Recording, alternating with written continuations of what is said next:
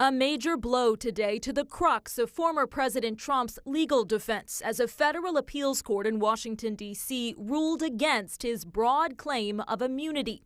A three-judge panel rejected the Trump team's argument that he could not be charged for efforts to overturn the 2020 election that culminated in the January 6 Capitol attack because he was acting in his role as president at the time of the alleged crimes.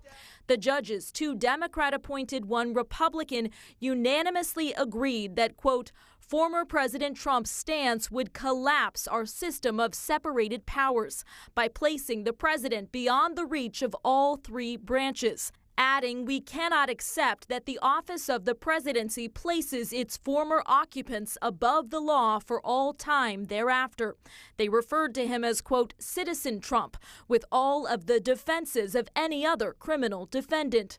The former president on social media slammed what he called a nation-destroying ruling, repeating his argument that a president must have full immunity to properly function and avoid, quote, the opposite party's vicious retribution after leaving office. The Trump campaign has already said he will appeal the ruling. If the Supreme Court ultimately decides to take the case, timing will be critical. Mr. Trump, running to take back the White House, is already fundraising off the ruling, again seeking to turn his legal woes to his political advantage. In Washington, Alice Barr, NBC News.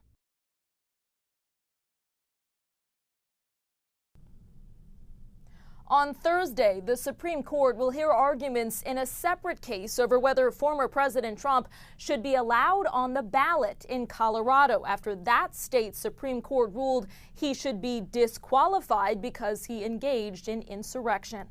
In Washington, Alice Barr, NBC News.